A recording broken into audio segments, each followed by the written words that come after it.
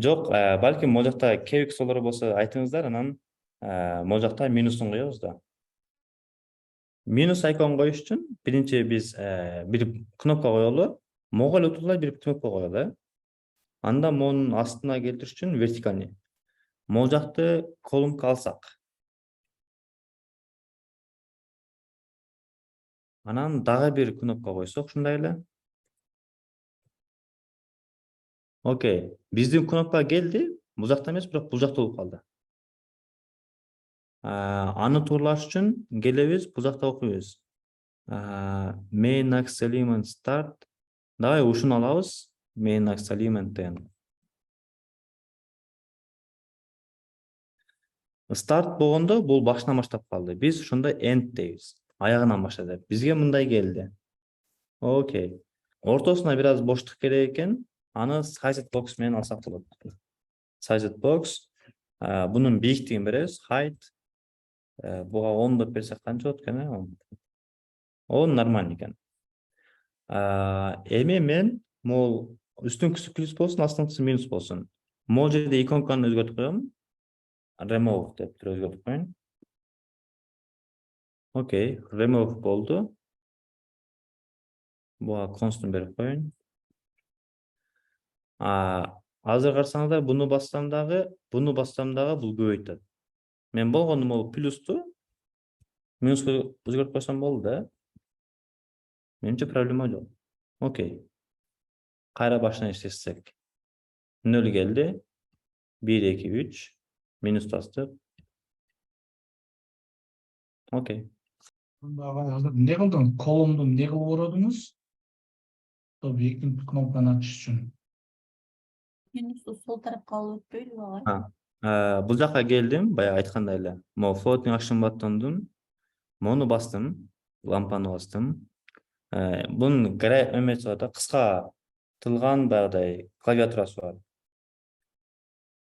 Менимче Windows'дарда control точка, ал эми командда Mac'тарда болсо command точка. Windows'дарда control точка болсо керек. Точно билбейм бирок Windows'тун. Бирок эгер аны таппасаңыздар, могул лампаны басасыздар. Wrap with деп турат. Wrap with column. Ушуну бассаңыздар өзү келип калат. Анан болгону буну копия кылдым. Дагы бир жолу коюш үчүн. Бул жака койдум эле, бул үстүнө келип калды. Ошону астына келтириш үчүн мен main next element койдум. Main next element start болсо, бул үстүнөн баштайт эле. Мен ошону тескерисин берип койдум. Аягынан баштады. End'ти басып койдум. Бул жака келди. Экөөнүн ортосуна боштук керек эле, мындай жабыштырган жакпады.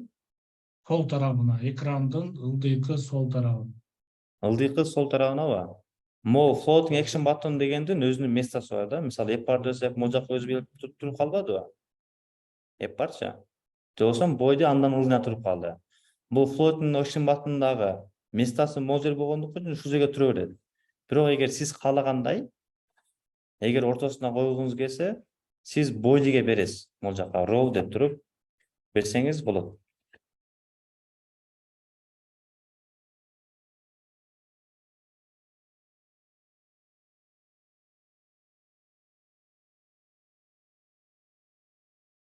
Мисеңиз болот. Буну анан астыга түшүрүп, могул жагына боштук берип, эки жакка айырып бересиз. Бирок биз буну кылбайбыз пока. Экөөнүн ортосуна боштук бериш үчүн size box колдонгонбуз, Size box беребиз. Бунун бийиктигин беребиз. 10 пиксель, Берсек, бизге 10 пиксель боштук болду. Андан кийин келип туруп, могул add дегенде remove дедим. Англисче минус remove, же minus. Remove деп жаздык, минуска айланды. Буну бассам коштат эле. Мен бул жакта айтып койдум. Буну бассам, жок, сен кошпо, сен кемит. Анан а жерге кошсоңуздар болот, ошону балким өзүңүздөр кылып көрүңүздөр. Ката болсо бул жактан көрсөтөт же бул жактан көрсөтөт. Ката кетиргенден коркпой эле ар кандай сынап көрүңүздөр. Кыскача айтайын, анан бирок көп маани бербей туруңуздар. Буларды аден токтотобуз. Просто могул жакта эмнеге турганын билиш үчүн эле. Класс деген нерсе Dart'та бир объектти куруп атканда колдоно турган keyword. Мисалы, Dart интежерди тааныйт, stringди тааныйт, буленди тааныйт. Бирок мисалы колдонуучу деген тааныбайт да, user деген тааныбайт. Ошол userди дегенди таанытыш үчүн класс деп колдонобуз. Биздин мисалы Dart могул мен тиркемем деген тааныбайт эле. Биз ошону тааныш үчүн класс колдондук. Анан бул жака келгенде таанып калды. Extend деген мура салуу. Могул жакта могул stateful типа класстын атасы, бул мен тиркемем баласы. Баласы атасынан мура салат. Кайсыны? Могул create деген методду. Могул create десе ката жазып койсо, мага бул жак ката берет. Сен мура салбадың create деген метод деп. Мен ошон үчүн буну туура жазышым керек. Create state дегенде. Stateful деген виджет өзүн жаңылая турган виджет болуш үчүн бизге stateful керек.